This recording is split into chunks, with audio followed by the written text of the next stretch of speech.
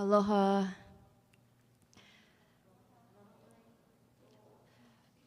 Mahalo nui hanale for opening us up. Welcome everybody to the Hawaiian Hall. My name is Taylor Chang and I serve as Director of Public Programs here at Bishop Museum. And we're incredibly honored to be able to have this conversation and talk with Rangi Te Kanawa in Hawaiian Hall, very nearby to where Kalaniʻōpuʻu's chiefly adornments are right next to us, so it's very special. I just want to acknowledge a few partners and key individuals who have made tonight's program possible before we begin. Tonight's program would not be possible without the partnership and the collaboration with Noelle Kahanu, so I really want to extend my deep gratitude to her. This is a collaboration with the Weaving Networks for Oceanic Collections, Native Hawaiian and Pacific Islander Museum Institute, which has kicked off this month.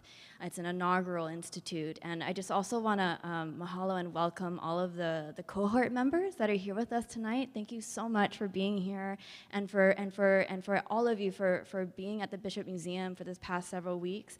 It's been an amazing journey thus far, and I just want to call attention to the importance of the Institute in training, early to mid-career professionals who are working at museums or cultural heritage institutions, who are doing the much-needed work of caretaking our oceanic collections. So mahalo nui.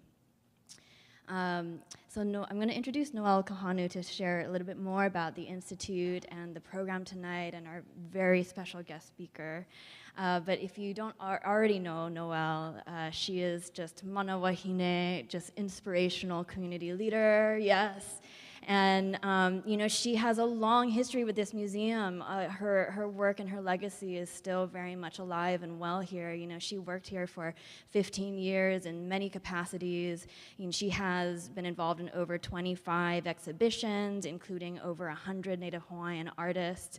And her career and her experience is vast, and so again, it's just also been a wonderful honor to be able to work with you, Noelle, and thank you for your collaboration and for making this possible.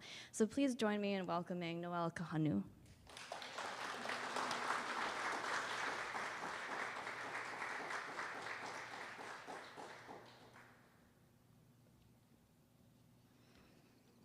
Aloha everyone, Melina Maine.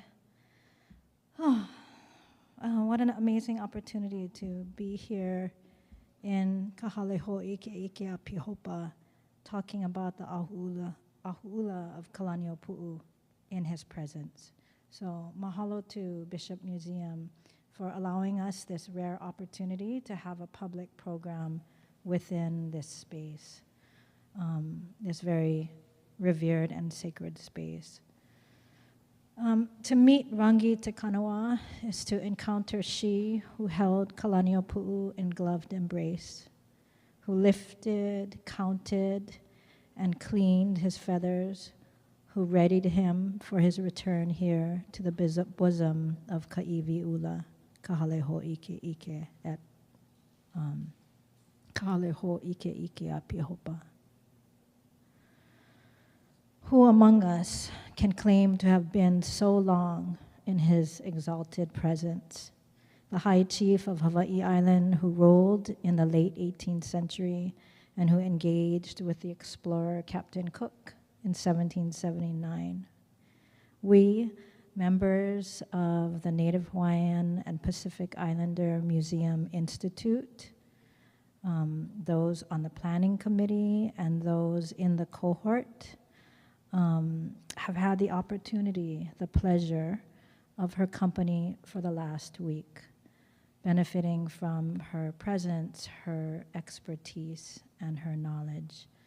So generous was she to share really a lifetime of knowledge that she has accumulated. I want to again thank Bishop Museum for their ho'okipa'ana, and mahalo to Hanale Marzan especially for welcoming us with that oli. and to Taylor Chang for her invaluable assistance. Again, this really has been a collaboration. And when I speak of collaboration, probably for us right now, the most significant collaboration is that between the University of Hawaii at Manoa and the East-West Center, who together combined to bring to life this dream that we've had for several years now, a dream that was funded by the National Endowment for the Humanities, called Weaving a Network of Care for Oceanic Collections, a Native Hawaiian and Pacific Islander Museum Institute. And it was that project that allowed us this opportunity to bring Rangi Te Kanawa, her first trip ever to Hawaii, and her first trip to see in person the ʻahu that she has so lovingly spent months of her life working on, and to be able to be present with her and her sister Kahutoi Te Kanawa when they approached Kalaniʻōpuʻu is something I'll never forget. And so many people to thank, and maybe we'll get to that after. I'd like to just turn it over to our wonderful, and just so much aloha for Rangi.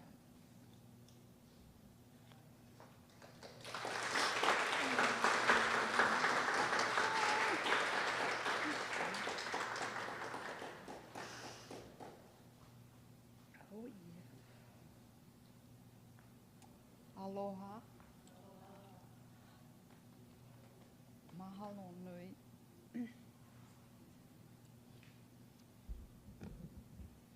Okay.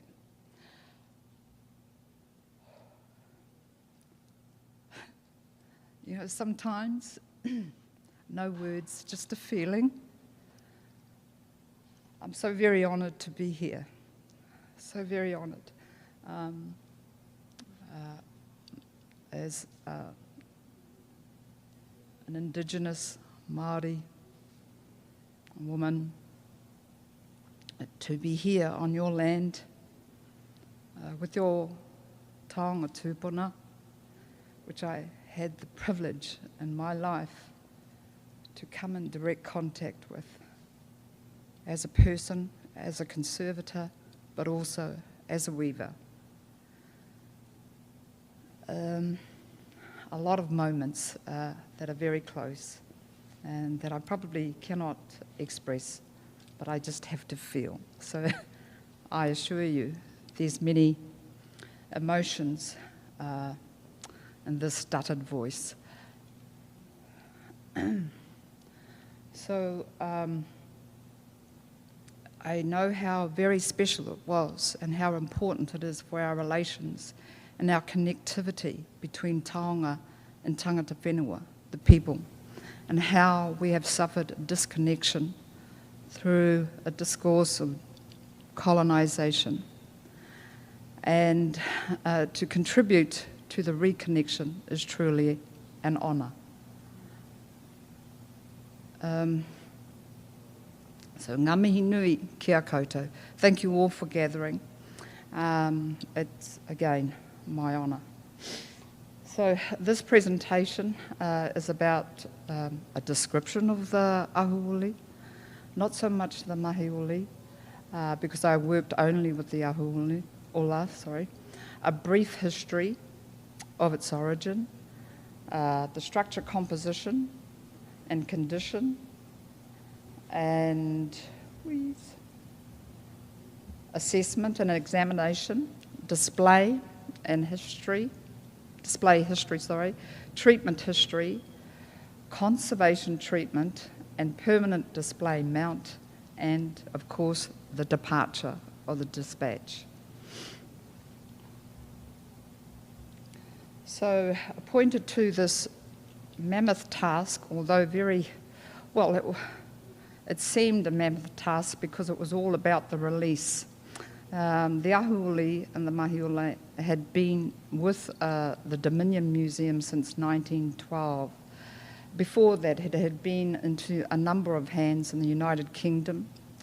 Once it left Hawaii, it went, during that encounter with Captain Cook, it went back to the UK into a number of hands over there. I think probably about 4 collectors, private collectors had it, upon which the last one sent it back to the Pacific, to the then Dominion Museum in 1912.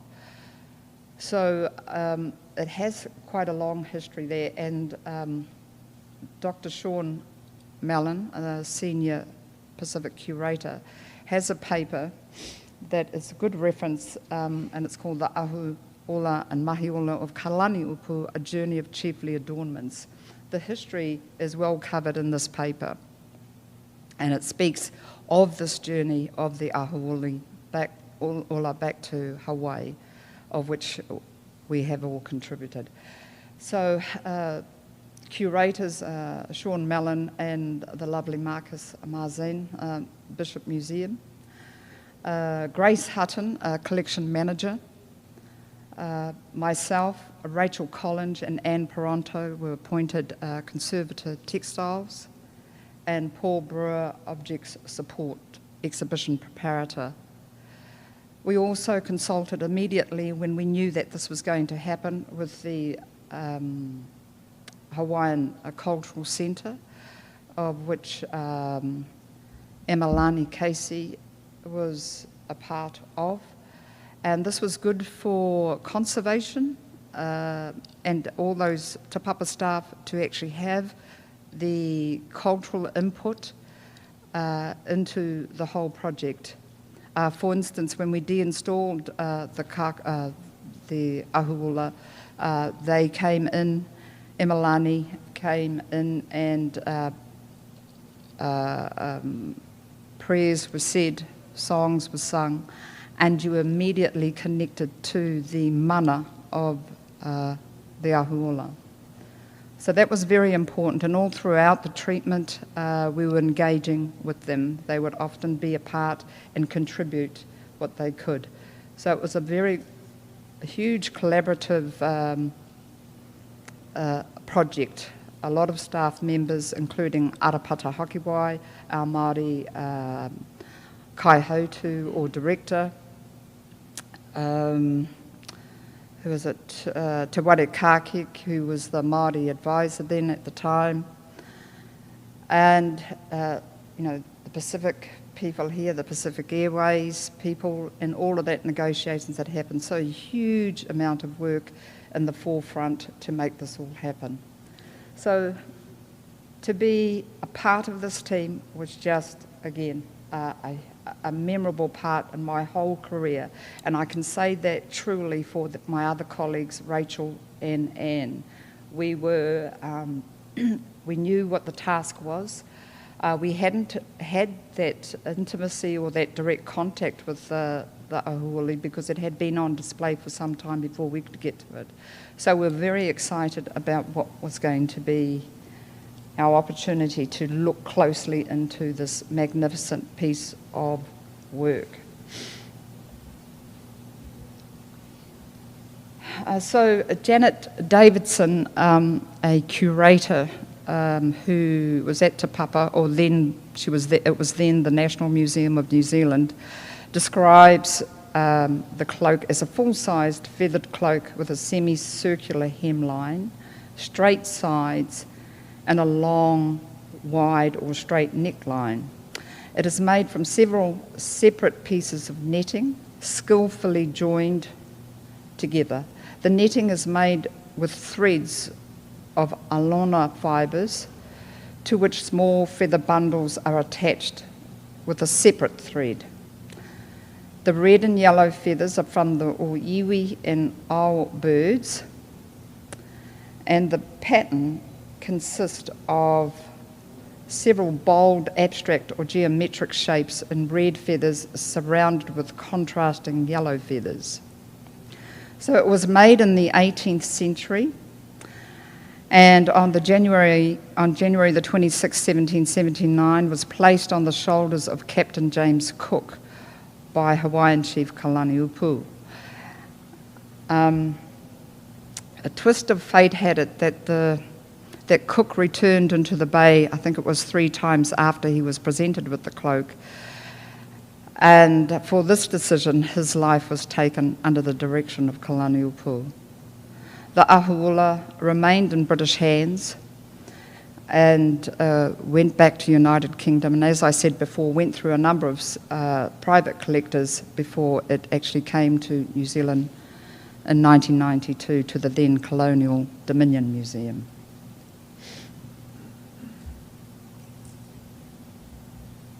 The mahiole is the helmet was completely adorned with red feathers as well over the main part and trimmed with yellow feathers along the top edge. I didn't actually treat any of the helmet, but I consulted with Nirmala Balram, and she reported that the mahiole was in stable condition. It had suffered only minor fading, and so all she did was a controlled surface clean. So she also made a custom-made mount for the internal part of the helmet to sit on, and nothing else came in contact with any of those feathers. So it was supported like that, and it was crated like that back to Hawaii as well. So the structure composition, the foundation of the feather cloak is made from the piece, like I said before, netting, made from a 2-ply Z-twist plant fibre or lona. At least 20 pieces of netting have been joined with 2-ply cordage to form the foundation. There is some variation in the cordage thickness, some which is very fine, and in 1 or 2 slides to follow, I think you can appreciate how fine some of those threads are. The cordage at the neckline is a 2-dimensional braid which has been worked as to incorporate the netting and would have formed the ties fastening at the neck. The cordage on the sides of the cloak appear to have been worked separately and then secured with a 2-ply plant fibre. The edge of the netting appears to have been cut. The edge is irregular and in some areas extending over the edge of the braid. It was not possible to count the elements in the cordage braiding due to the condition. So its condition was that some of the fibres, just when handling, and often we had to handle gloves, but there were occasions when we did have to take the gloves off and you could feel the dryness. So we were sort of limited with that sort of handling. And for that reason, some things couldn't be investigated or examined closely.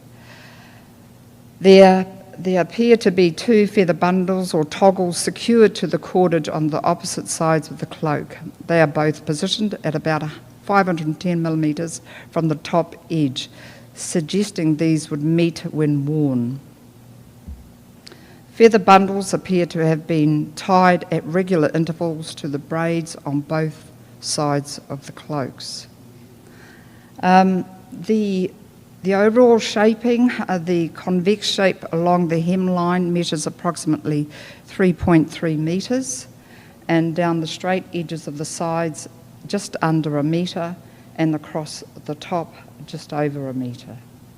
So if you can get some sort of idea about the hemline and the size of the cloak on a person, you can visualise that it would completely wrap the person up. So the netting technique has been described by Te Rangihiro in Arts and Crafts of Hawaii as a fisherman netting using as a recourse a net shuttle, a net mender or cut down piece of coconut leaflet midrib. So I believe this piece to assist in the spacing between the netting. The knots have been described as a cow hitch or Brussels stitch or what I can recognise is a double buttonhole stitch. There's some variations have been observed in the knots, but in most parts a definite pattern could be observed that is the pattern of the knots as even when it's reversed, worked the other direction as each row is worked. So it's a very intricate lot of work that we have attempted to mimic, and we did quite big samples just using cotton twine, and we were satisfied with our attempts. However, we could not imagine how we could work them any finer, certainly not as fine as what they appear on the cloak. The image to the right actually shows a splitting in some of the netting, and this is a condition that we would have to secure with some netting, which I'll speak about later, as a support fabric. The feathers, there's unbelievable how many feathers are on this, and I'll speak to that shortly. But the feathers were really quite compact in each of their bundles.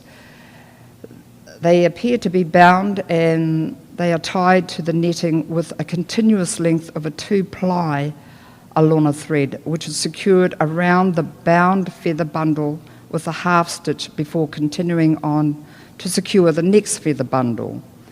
So I wonder if I can get your eye to travel to above the edge of the tape that measures a centimetre or 10 millimetres, and to the 2-plied thread, and see that that thread actually fits quite comfortably between those 1 millimetre graduations. So therefore, all of that threading attaching those bound feather bundles is of that fineness. Also in this picture, that there are approximately 4 to 5 bundles per centimetre.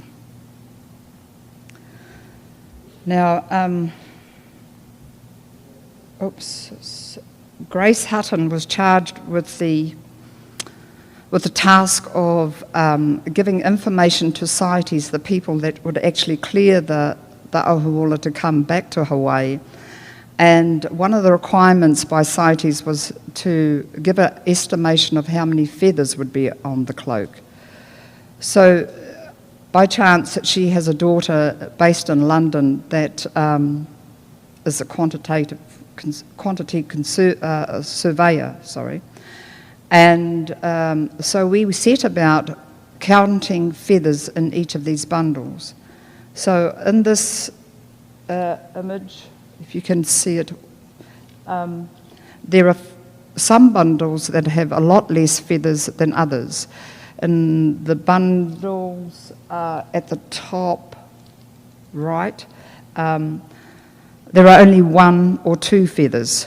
And actually, if you can see what one feather looks like, it's absolutely very, very thin.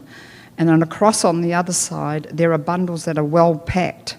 And the count of some of the bundles that were done ranged between 7 and 12 feathers per bundle. So from this image, it's saying that there are about 4 or 5 bundles per centimetre, and approximately, on average, about 10 feathers per bundle. And I'll just read for you calculations made by Grace, because she estimated and gave this information to CITES, and that was that she calculated that there are a total of 1,079,137 yellow feathers and 3,339,525 red feathers in the whole of the ʻahu. So Colin Miskelly, curator vertebrates at Te Papa, informed Grace that the oiwi and the owl birds are from the order Pasiphone, a type of bird, and each bird has between 1,500 and 5,000 feathers. So rather than the estimate of 20,000 birds used in the manufacture of the ʻahu, as was written before, or as was written in the text on display before, Grace believes that it is far fewer birds may have been used, possibly closer to 7,000, or iwi for the red feathers. So I think that's a very impressive technical bit of information for little hands to be working with that many feathers and to be applying that thin a thread that you would bound them all together over that piece of netting. And this is what makes, from a textile perspective, from a female weaver perspective, an absolute, we're in awe of it, not quite understanding how it's possible, but it is absolutely possible. Now this is just one kākahu, or one ʻahu, and I believe historically there would have been a number of them in their time. And the saying is that when a number of chiefs were dressed in these traditional customary capes, and would board their waka and go out to sea, that the reflection on the sea would be red. So when we visualise that, and then we know what the technical execution of getting that feat is, then I think we can well appreciate how absolutely wonderful the ʻahu is. This is just some of the working for the calculations of the feathers, just little diagrams dotted, penciled in to show that the feather bundles were counted and how many feathers were in each bundle and where they were taken. It's a working calculation. I had the good opportunity to spot this, just a single black feather that appears slightly to the left of the lower centre along the hemline. Quite an odd thing, but nevertheless a feature. In this slide also, in advance, it shows you the netting that was stitched to the reverse along the bottom part of the slide. So its history, its display history, so it was displayed at the Dominion Museum, or the National Museum of New Zealand. I'm not quite sure exactly what date, but we know that it was acquired, it came into the National Museum in 1912. There was some treatment done on it in 1984. And then when the National Museum of New Zealand became Te Papa Tongarewa, and we moved from Buckle Street to Cable Street, which was in 1998, the ʻahu and the mahiole were taken off display and prepared for the new display system. Whilst it wasn't on display at the Dominion Museum, everybody knew how special this was, and a special case with controlled humidity, and the protective bulletproof case was made for the ʻahu, and this also was taken down to Cable Street. So it had good security and very good protection. So displayed at Cable Street, Te Papa Tongarewa, from 1998 until such time there were negotiations in place for the repatriation or the giving back to Hawaii. So it was removed from display in 2015. In September 2015, we deinstalled it from its case. We invited the Hawaiian Cultural Centre representatives, Emalani Casey and others, to come and perform rituals. And that was a very important time for all of the Te Papa team to come and gather around and feel the significance and the mana of this taonga as we prepared it for its journey home. So the ʻahu ʻula was displayed on a flat-shaped metal shape, and it was a sort of custom-made shaping, a slightly raised, curved shape, much to keeping with the drape of the netted foundation of the ʻahu ʻula. Its previous treatment, 1984, the feathers were cleaned with sodium bicarbonate by my dear late colleague Valerie Carson. A treatment that was used then in previous treatments for something that is soiled, and bicarbonate soda was that substance that could do that. It's not recommended today, so we this is why we needed to give it a very thorough surface clean. A number of linen supports, of which I am responsible for one of them, and preparing it for the move from Buckle Street down to Cable Street. Linen having fairly good substance and sort of in keeping, was able to sort of keep elements together, netted elements together without causing them to fray. So that's why that was attached. Some old stitched repairs and they were holding themselves, but we decided that we had to undo some of these and actually secure them better to the support fabric than them being attached to each other.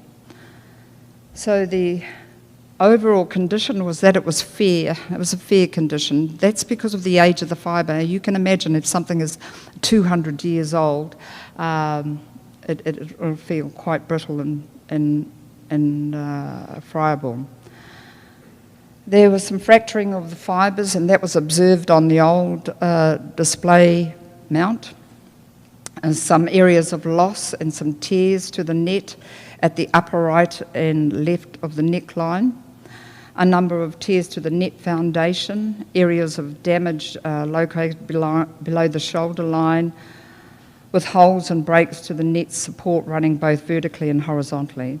There are a number of stitch repairs worked at these sites. There's some discoloration and dark brown circular staining present on the reverse of the cloak. And this actually appeared, when I first saw it, I was quite concerned about it. Initially, I thought it appeared like a scorching almost. But the staining discoloration was quite uniform. So it's like something had, some liquid had come into contact with some liquid and dispersed into the fibres. Some holes, plus perhaps from previous display. We believe that some metal fastenings, either staples or tacks, may have been used to actually fasten it to previous mount display. As a precautionary measure, we've employed the use of a XRF, X-ray fluorescence spectrometer, to identify any substances such as pesticides that may have been used in previous treatment. And the good thing about the portable XRF machine is that it's portable, it's non-destructive, and it's both quantitative and qualitative. We identified that there were minor traces of arsenic and lead substances in there. So we had to be, relatively careful when we were actually in direct contact with the ʻahu ʻula during treatment. We engaged with Dr. Mark Jones, a pathologist from the hospital, who provides microscope and who provided us with microscopic slides, and he also brought his camera in. And this was very good for us to sit there and just ooh and ah as he moved his camera over the network of the ʻahu ʻula.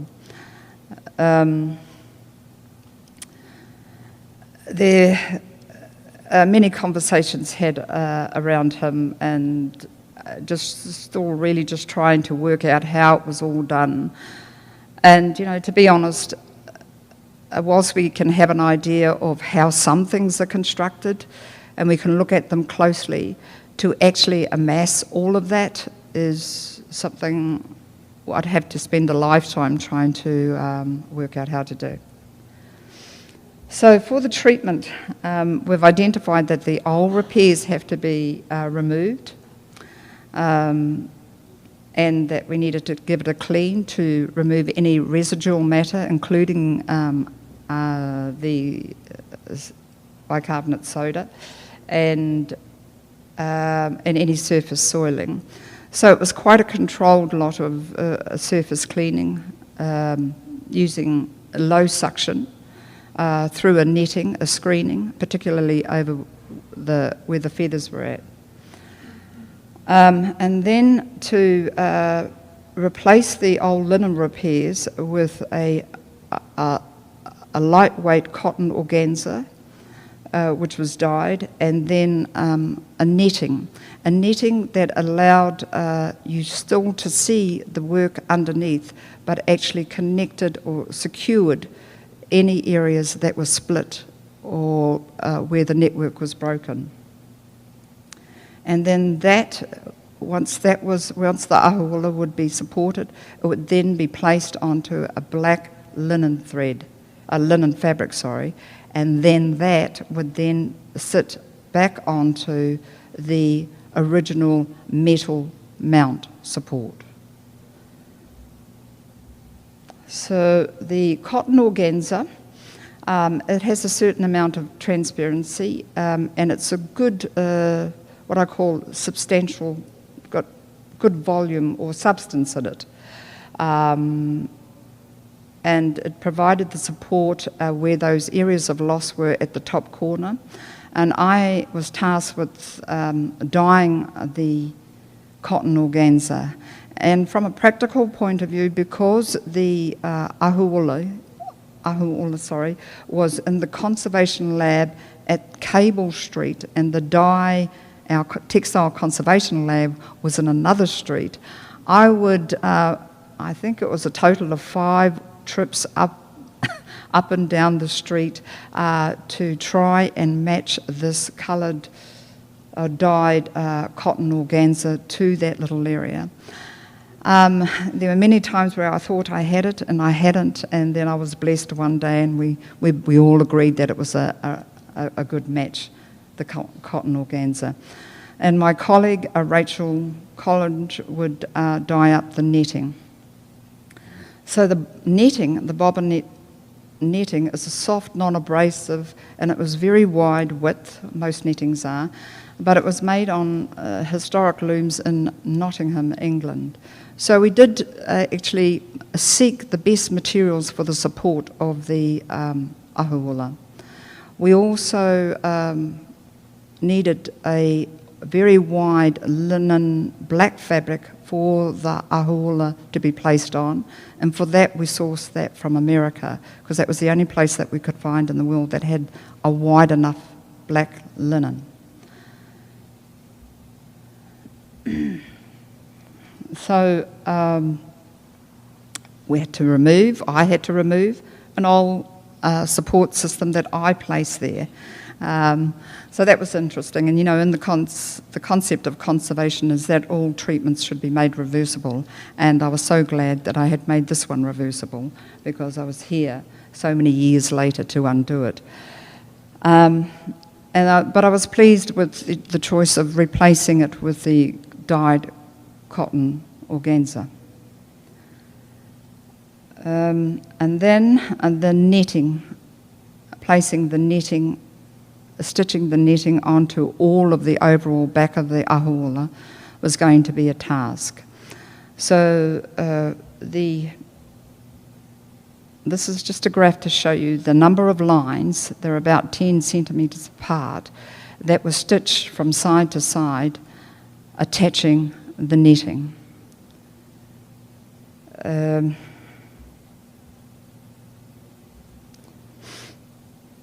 Another diagram just showing the stitch work.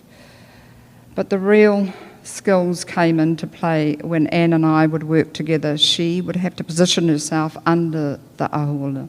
So there were times when I could access and do some stitch work from the sides, but there were areas that were not, that I couldn't have controllable access, we call it. So whenever we're working with something like this, we need to have good control. And this is the only way we could achieve it, by someone working directly underneath.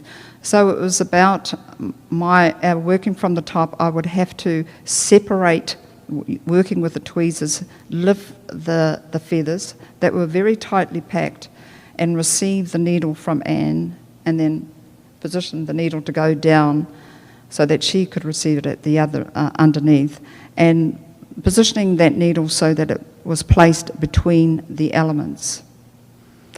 And at the same time, keeping my arms off the surface of the cloak.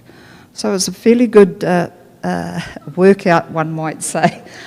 But nevertheless, a number of months to do this, and we were overall really proud of attaching or providing a full support of the netting through the complete reverse of it.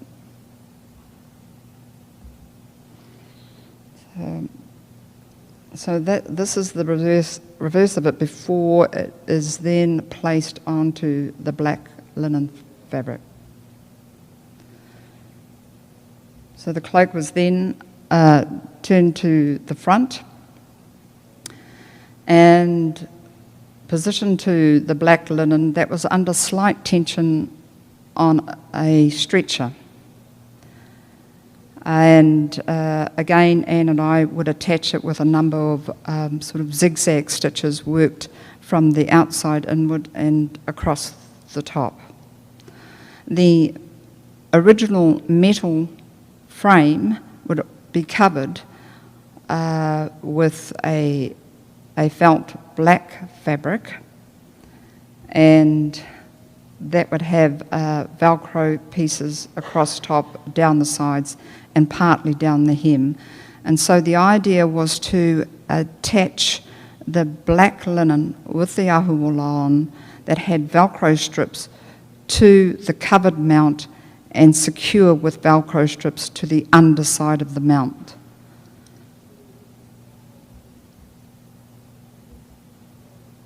And here's a diagram just showing where the positioning of the Velcro pieces are going.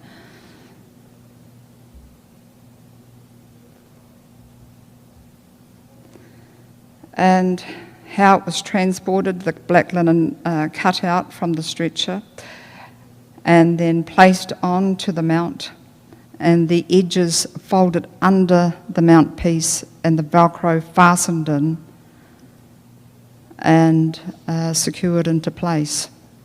So there's some challenges with as far as moving the piece, and it was an absolute team effort. In some cases, 6 of us employed to actually lift, move, and everyone agreeing or working in sync. And you know, having the space to do all of these manoeuvres,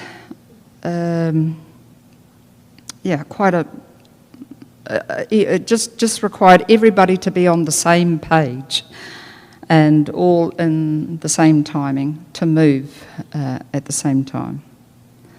So then it was prepared for display to be on exhibition for the welcoming of the Hawaiian contingent that were coming to lift and take home the ʻahu in the mahiole. Quite a lot of excitement within Te Papa. Everyone keyed in, everyone knowing exactly what movements each had to do. Everyone had their own little task to do. Quite a momentous time for Te Papa and for such a significant taonga. And to be a part of the ceremony, a very emotional ceremony, and so many wow moments as well. for the Māori delegates representing tangata whenua, Ngāti Toa, Te Papa, and in fact New Zealand, Aotearoa, that they would, after all of these years, finally bid farewell to this very significant ʻahu ʻula, your taonga. Yeah, like I say, no words, it's all feelings. So this is a ceremony. We did actually put together, if you can see there, mounted on a mannequin, a digital replica of the ʻahu ʻula, just so that people could get an idea of how it draped on the body, what size it was, and sort of I appreciate the intent of it to give for people to appreciate its size. However, we did discuss later that it may have perhaps been a compromise of the mana of the real ʻahu ʻula. But I understand that that digital piece has actually accompanied the ʻahu ʻula and is here. So yeah, it was a very significant time, and I was very fortunate to be a part of it. I really enjoyed it, contributing to all the teamwork, a lot of people involved in this significant return. And for me to come back today, or this time, 6 years later, I'm truly blessed. Thank you, Noel, for making the invitation. And yeah, I would be so honoured again to be here, to talk to you about the conservation of your tupuna taonga, and yeah, and I'm so happy that you're here to, it's all about the reconnection now, understanding the cultural significance and those, how wonderful they were. So, ngā mihi, thank you very, very much.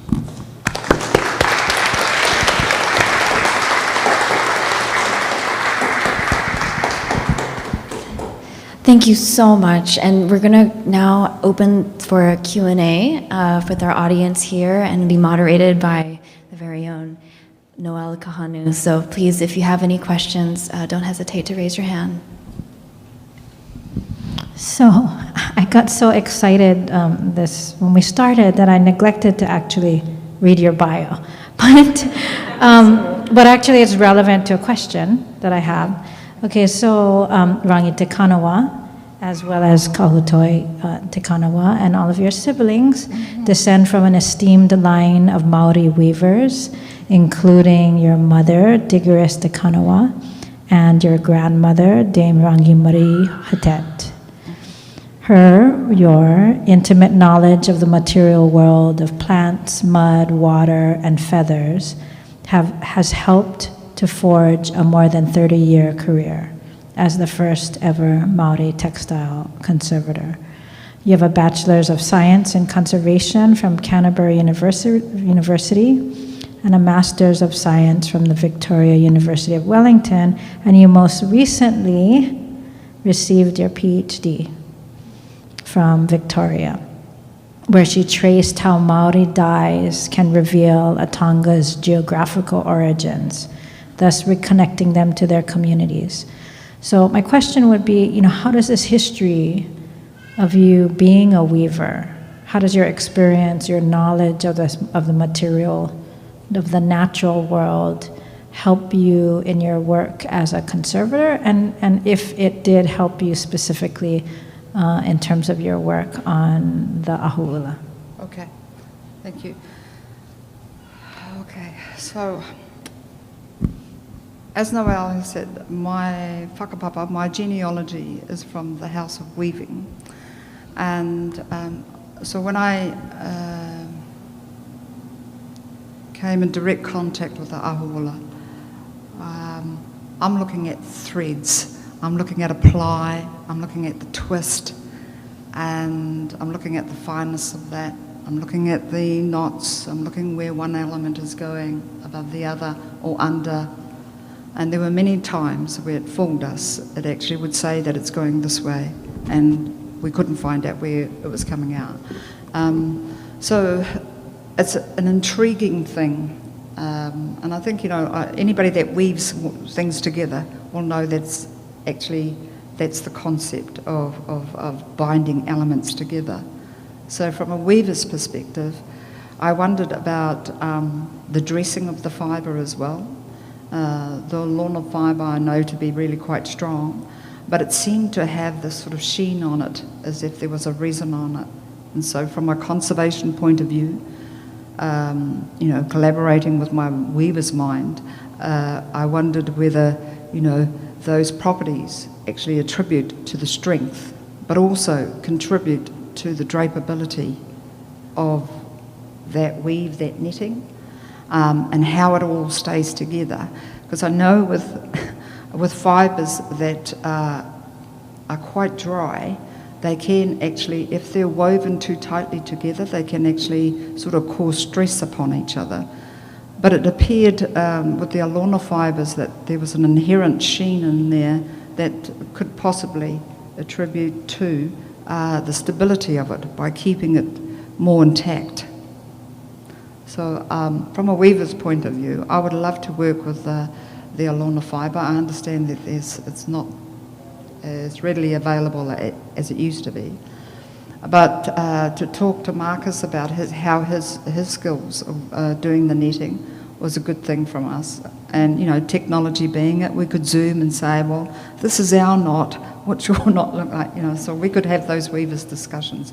So it's an exciting thing. And from a practitioner's point of view, I think this is what we call that inherent knowledge of how they execute it is like the mana of the weaver, the mana of certainly the wearer, and because I left Te Papa last August, and sort of the conservation hat is moving slightly off, and I'm putting my practitioner's hat on, because I think because there are so many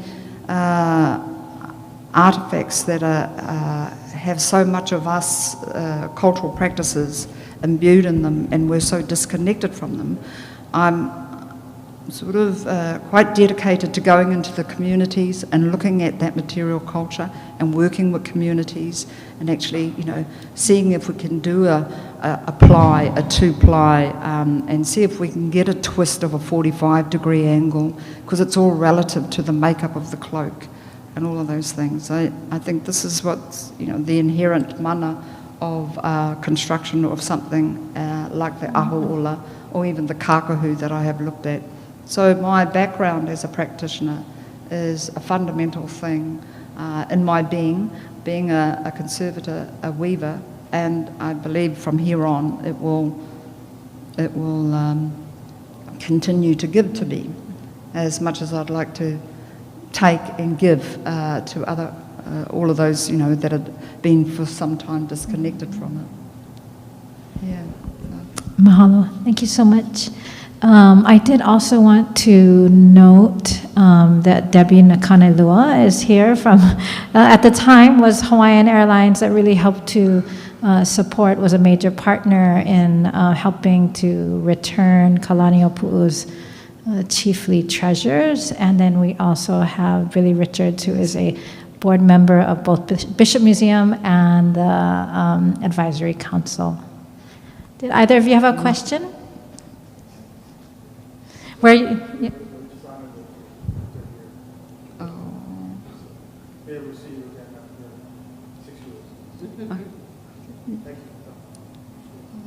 Pleasure. It's great to be here. So what they're saying is that they were there for the return ceremony in Wellington, and that was when you last saw Rangi. So, yes, we have a question from Helena Kopuni Reynolds. Mahalo. Mahalo, Rangi, for that wonderful talk. I was just wondering if you could talk a little more or share perhaps some of the thoughts that were going through your mind as you worked on the ʻahu ʻula, perhaps on a very one-on-one kind of interaction, especially with cleaning the feathers. If you'd share a little bit about just some of the things that were going through your mind as you're doing this really incredible work.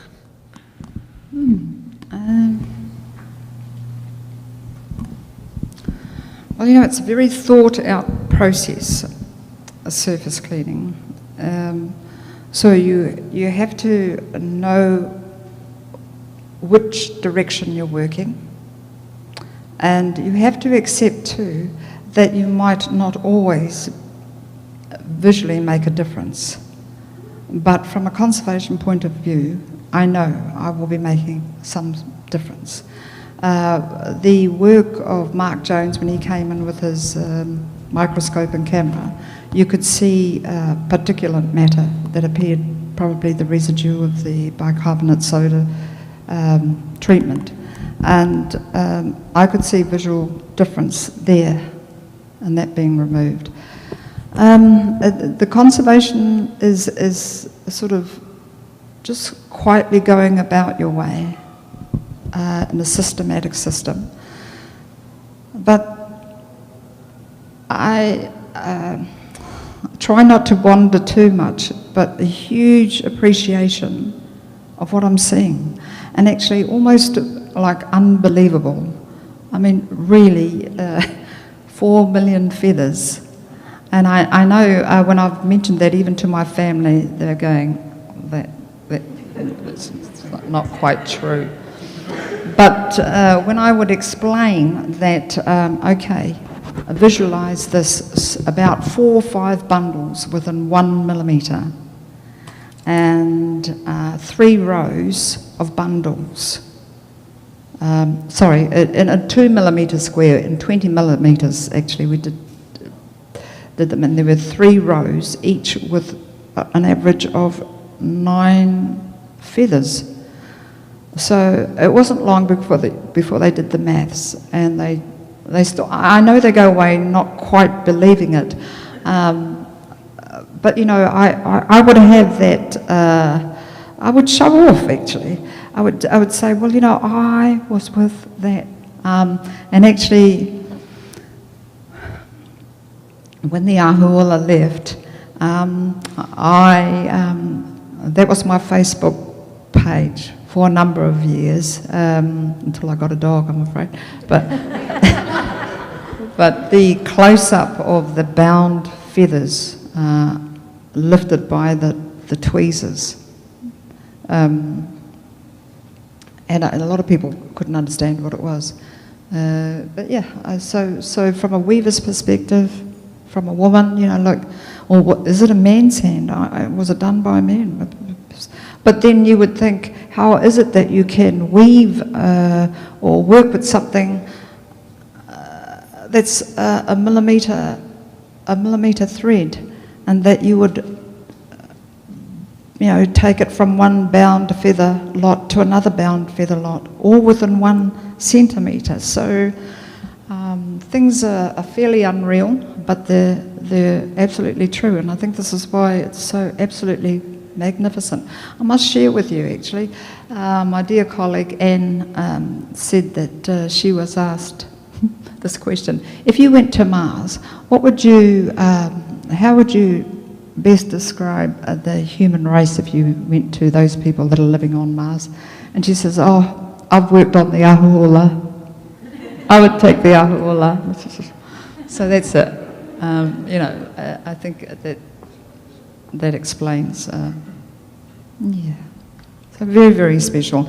And you know, there were some times when I'd be running from Cable Street up to the top of Tory Street. We're not talking a huge distance, probably about 2 or 3 kilometres, you know, just through the street. But I would be going with this dyed organza, and I was thinking, it's got to work today, it's got to work today. And it didn't. There were a number of times that it didn't work. And I said, oh, well, you know, you let me know when you're ready to receive this piece of dyed cotton organza, because I would think that I would be doing the right thing.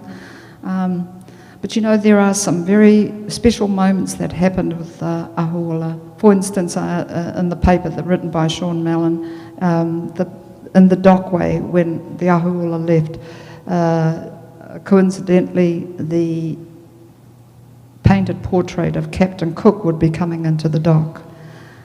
So the carrier that dropped off that painting would actually pick up the ʻahu. So they passed each other in the dockway 237 years later.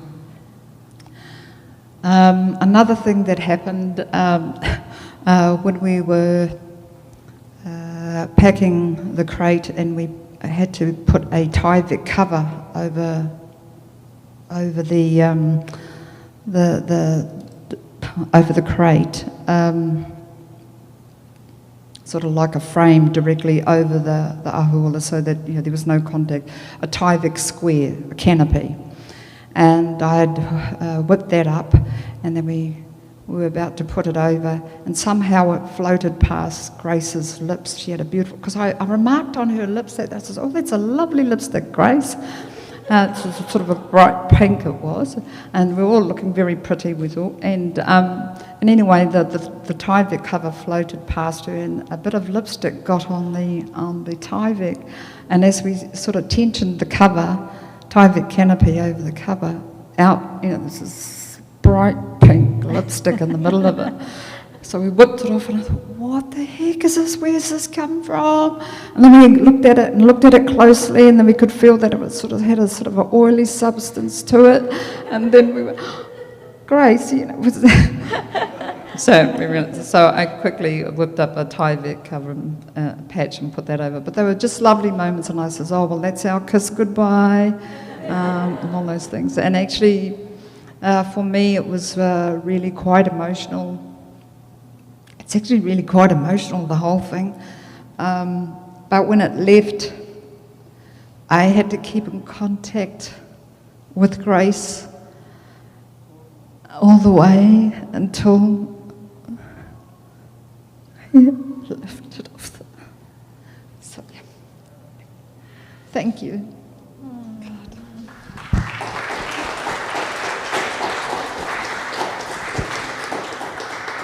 So, it's worth repeating this idea, because when we would interpret our cloaks or our, like the Nahiana Ena's pa'u, her feathered skirt, we would say, oh, and as many as 1,000,000 feathers. So that was, that was how we talked about our feather work, or the feather work that was here in the museum. And then to have you, because nobody had lifted every feather and counted, you know what I mean? So the idea that your work led to not just doubling, but quadrupling, right, our understanding of the amount of feathered resources that went into creating these ancestral treasures goes to, I think, saying not only the nature of the work that you engaged in, that intimacy of work, but the fact that all her time was actually covered by Te Papa, the National Museum of Tongarewa. So when we talk about a partnership between Bishop Museum and Te Papa and the Office of Hawaiian Affairs and Hawaiian Airlines, it's not just speaking to, programmatic agreement or agreement about transfer, but it was actually agreement about staff resources and their belief that if they were going to send him home, he had to look really handsome. So she'd be like, oh, you're going home soon, I better, you know what I mean? So, and he came home beautifully, so. Lipstick and all. Lipstick and all. Now, are there any other questions? Yes, we have another question back here. I'll get to you. Thank you. I come from a family of weavers from India, so this is personal to me, so thank you. Thank you for your talk. Pleasure. I also understand how you may have felt. It's like having your baby fly away because you spent so much time on it. So My question was, I have two questions. First, was there any other way you could have done the cleaning? You have one person underneath and one person, you on top, and was there any other way you could have done it? I'm asking just from a place of curiosity. We didn't know what other way to do it. You know, the size of she's quite big, and we didn't want to compromise it in any way, no folding. It was to remain flat. Once it came into the conservation lab, whatever movement it was to sustain was going to be very minimal, and it should remain flat. Just because we were totally aware that the fibres, for every bit of movement for fibre that is 200 years old, it could actually sustain some fragmentation. And because we had noticed some fragmentation on the previous support, so that was a fairly good indicator that it's sort of a once-only approach. And we carried out the attachment of the support in that way because it wasn't going to compromise any of any shape or any movement to the ʻahu. So if you had a vertical, the gravity would kind of stretch it out. Yeah. So it was only at its best we could get it on a slight angle. Gotcha. But often we were working more for it to be more flat than anything else. Got it. Its actual mount is sort of a flat mount, but it's slightly curved, just so that, well, as you can see, it just slightly shaped towards the side. That's because of the actual netting and how it's, you know, the netting provides that drapeability property, so it needs to sort of sit how it's supposed to be according to its construct. Yeah, thank you. Last question was, how was it kept clean when it was being used? How, sorry? How was the adornment kept clean when it was in use? When it was in use? Mm-hmm. And,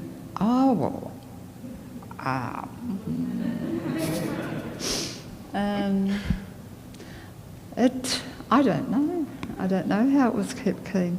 But that's not a bad question. I guess, you know, when you're chief, you'd be in a clean place. You would be constantly cleaned, or dust it out. I don't know. Whack it. But you know, it's in pretty good condition when you consider it's at least 230, probably 240, 50 years old. We don't know exactly the date that it was made, but certainly in the 18th century. He would have had a whole lot of cleaners. But this is one cloak. Imagine that you would see 10 cloaks of this skill, of all that technology. So that's just the testament of Hawaiians and their culture those days. Just like I want to rave about how Māori were doing all these intricate weaving things. So, you know, we've got to, it's all part of knowing our identity. And yeah, I'm just so happy to be talking to you about how wonderful it is, how absolutely wonderful it is. And it's time to rock your indigeneity.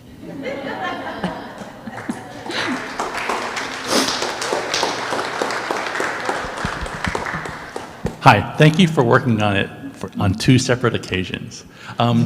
What material is the metal support made out of, and when do you think treatment will be needed again? Well, I believe it was a stainless steel metal. That's all I can say. That's all of that. And what was it? When do you think treatment? It shouldn't be. We like the theory in conservation is that what we do, it's to stabilise, it's to retard any deterioration, reduce any stress. I believe It's happy, it's comfortable. If there was any concern I have about it, it would be the little tie at the back. The little tie at the back appears to be slightly close to the back display wall. In fact, that was the alarm bells for Grace and I. When she got here and they installed it here, she says, "Oh my God, Rang, there's only about 1 centimetre between the edge of that tie and the back display case." So if there was anything that needed to be anything, we may, or something like that. But, you know, I hope there's no need for any further conservation. In theory, I would see another century of it being stable like that, at least. I'm accountable, although I won't be around in a century. How much space would you look for? Well, something a wee bit more than what it is. Yeah, something, I just think, well, if you have a look, you'll see the space in front of it now and just what's behind it. You know, who am I, like, when I saw it, I did actually go for that spot just to see. And I have to agree that it is slightly narrow in the back. And I also thought that possibly it could be elevated. But, you know, it's not really my call. I'm just saying, I'm just stirring a little bit perhaps. I think what she... I think what she also said was that if the angle was slightly changed, then it would further it from the wall. There. Please. So I actually had a question related to what you just said, which was it may need conservation in 100 years, but I won't be the one working on it, right? Mm-hmm. So what about the next generation of conservators, Māori conservators, Indigenous conservators? What is the future that you see for Indigenous people entering into your field? Okay, good question, because it's quite serious at the moment.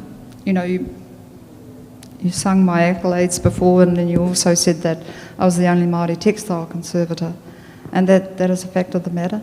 I'm working with the cohort, and I know that there's no Pacific Island Textile Conservator. So we need them. We absolutely need them.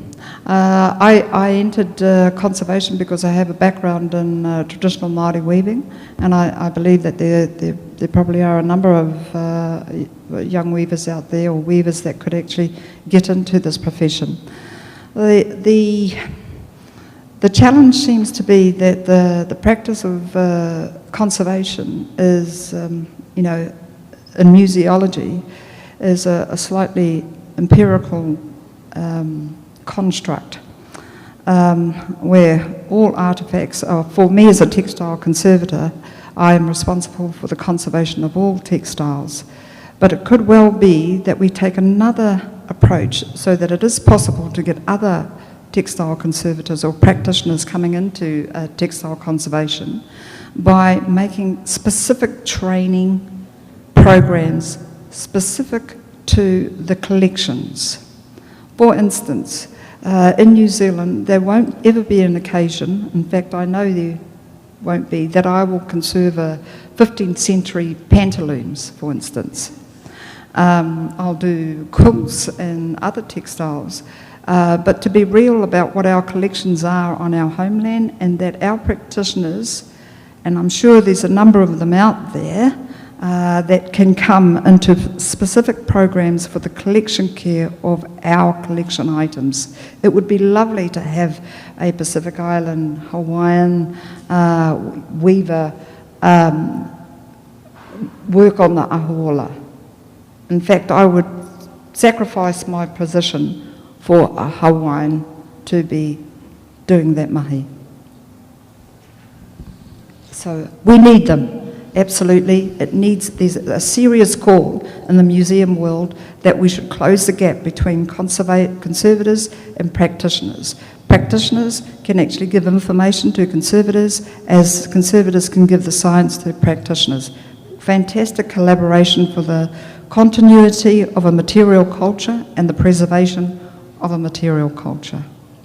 So. Yeah, thank you for saying that. And I think, that is one of our hopes for this institute, for the Native Hawaiian and Pacific Islander Institute, and why we really wanted you to come here to not only spend time with the cohort, but hopefully introduce you to other Hawaii institutions that actually do have featherwork that may be in need of conservation. Because I think if you were able to do more work on ʻahu here and to take other Hawaiians or Pacific Islanders under your wing in that process, then I think, what an amazing opportunity that would be for us. What an amazing gift. So, and you've been so generous with our cohort.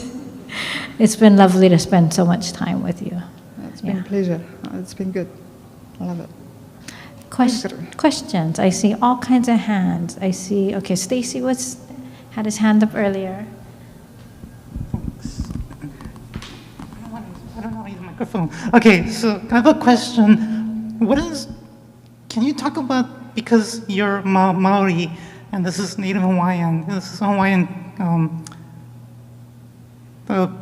artifact. What were some of the standouts for you looking at another culture's weaving method of adornment? I'm just kind of curious, what was different and what was something new that you saw in this piece? Well, yeah, I was totally blown away by the technology. But what it really did is that it consolidated my indigeneity. My tupuna whakapapa to Hawaii, Tahiti, were all of the Pacific. The great voyage of my tupuna that went across the largest mass of water on the planet. That reiterated. I was very proud, even though it's a Hawaiian culture. I'm Māori. I didn't differentiate. No, not at all. In fact, I just fell in love with it because it's so. It's absolutely. When you look at, I had the privilege. The privilege was absolutely all mine to do those calculations, to count those feathers, to even surface clean it. Personally, it just really is. I don't know what to say.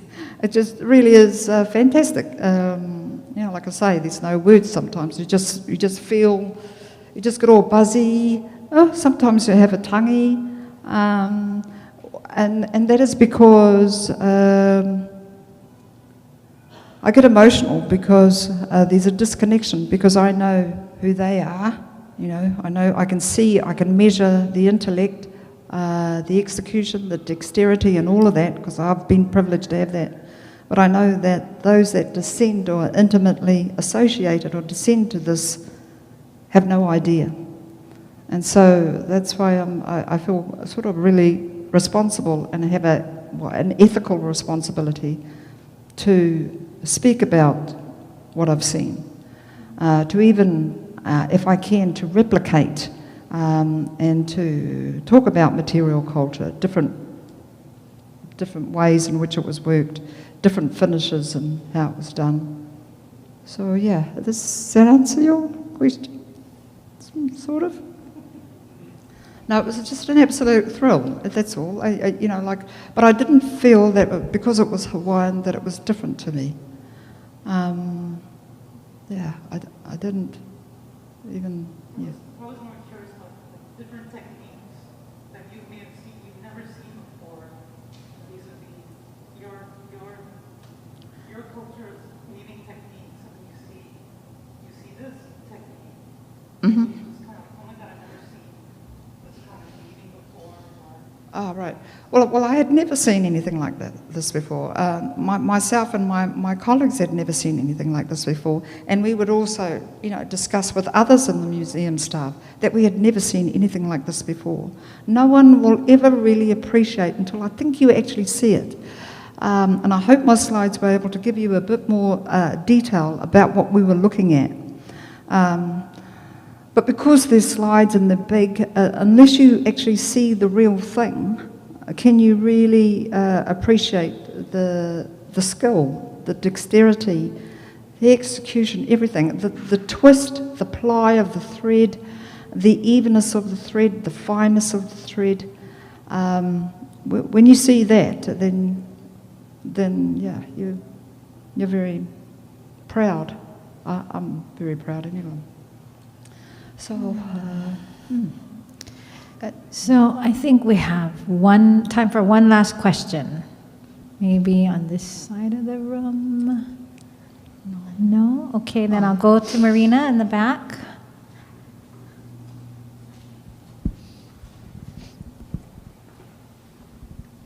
Aloha. It's been such a privilege to share space, time, and stories with you and Kahu over the past week. And I've been really interested in these two worlds that you straddle. And I wondered, you've spoken about having to substantiate the Indigenous claim of numbers, for instance, with the math, right, with the science. And I wondered if there have been, or if you could share any instances where these two worlds don't always necessarily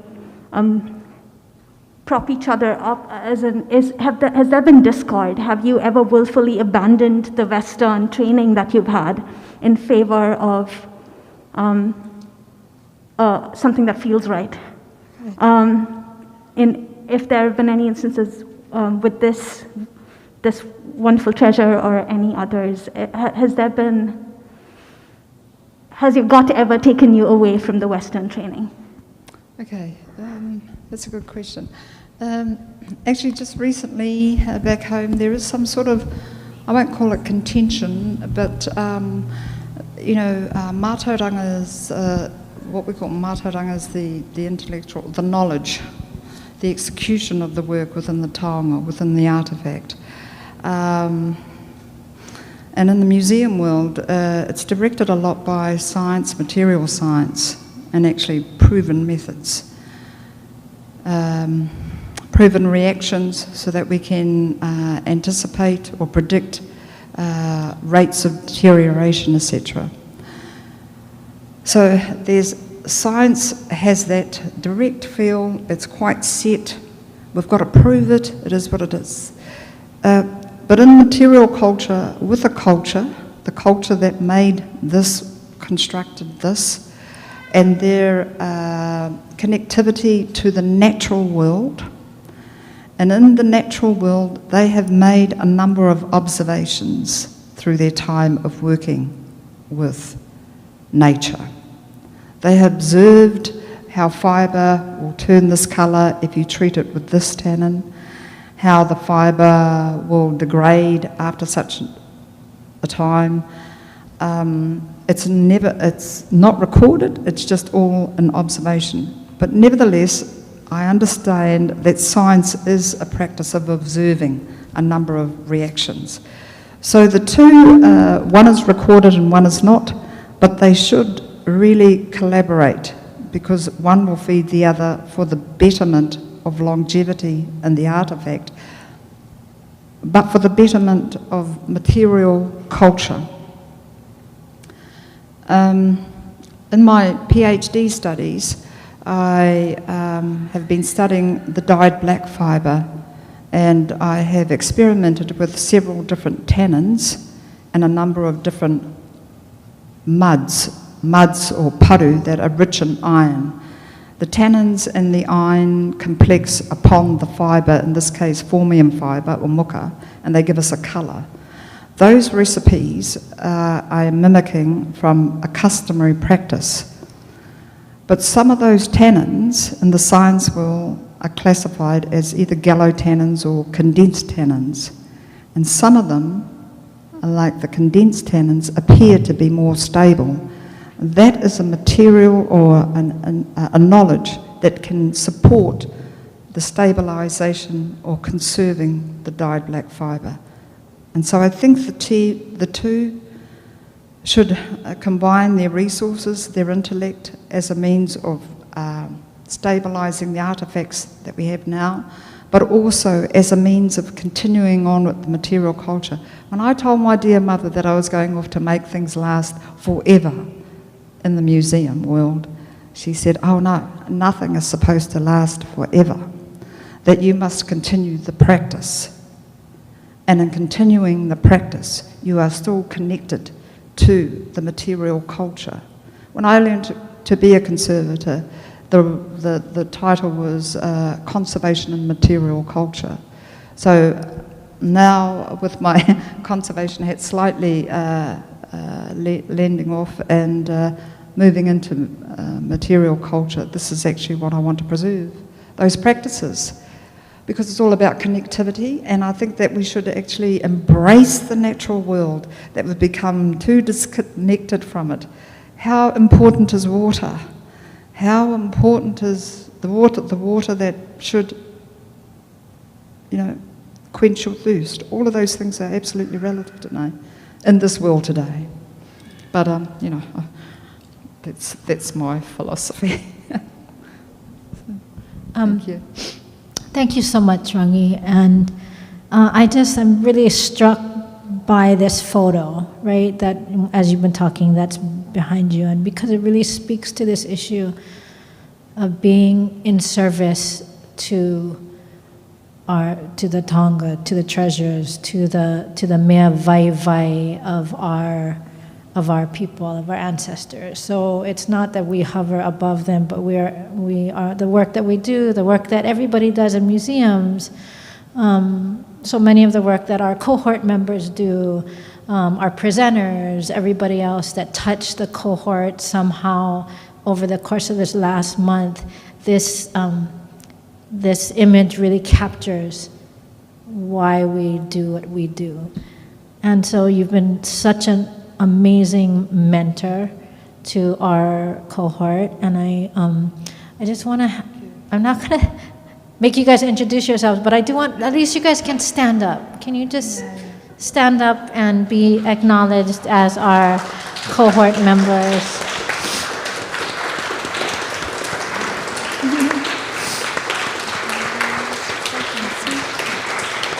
So there are, we have in the room, we have 19 of them, again, coming from 13 different island communities. And want to thank the National Endowment for the Humanities, the East-West Center Arts Program, which is coordinated by Eric Chang back there. And we have an exhibit opening this Sunday at 2 p.m. And that's curated by Annie Reynolds of the East-West Center Gallery. I want to really thank Karen Kosasa, who is the director of the Museum Studies Graduate Certificate Program. We also had Teresi Vunadillo, who teaches out of the University of Hawaii at Mano, and she was University of Hawaii at Hilo, and she's been a vital part of our planning team that has put together and brought together this cohort and all the wonderful people that we've had the opportunity to bring. And this winds up our month. What a great way to attest to this project and to this idea of mentorship and continuity. And aloha, really. At the end of the day, it's about aloha. I have nothing but aloha for you.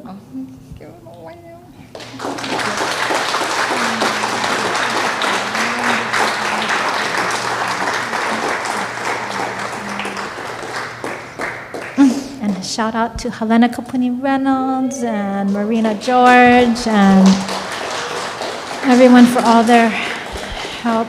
Okay, and I'm going to turn it over to...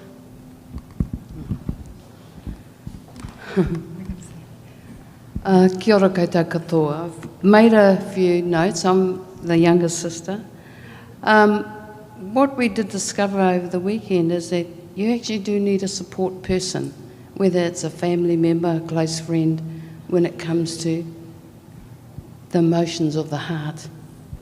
So I'm just going to stand here and kōrero. He honore e tuana maua tēnei pō. Kei roto te whare taonga o Pauahi Bishop Museum. Tino hari koa maua kei konei. Ngā mihi kua mihia kia tātou katoa ko ngā kanaka Māori. Mahalo nui. Mo tō awhi, tautoko, manaakitanga, me aroha. Hāpai ara te ara tika pūmau ai te rangatiratanga mō ngā whakatupu. He wai anō, mahalo nui kia Noel, Marcus, Kamalu, Eric, Karen, me tō kaimahi, all the workers. I just want to say that little piece was to honour you all. We stand here very happy that we're here tonight. And it is about fostering the pathway of knowledge to strengthen the independence and growth for future generations. Me kia aloha nui loa. Tēnā koutou, tēnā koutou, tēnā koutou katoa.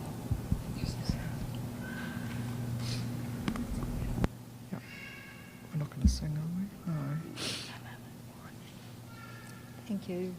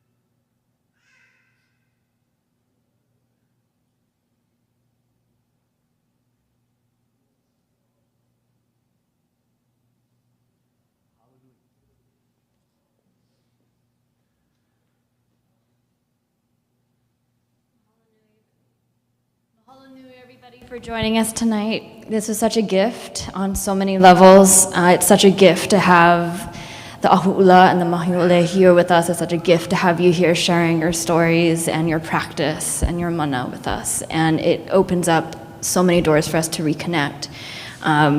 Thank you to the virtual audience who have been joining us throughout the night as well. Thank you for everyone who is here physically with us, and for all of the partners and all the organizations who have woven all of us here together so that we can be here tonight. Mahalo nui. Have a beautiful evening, everybody.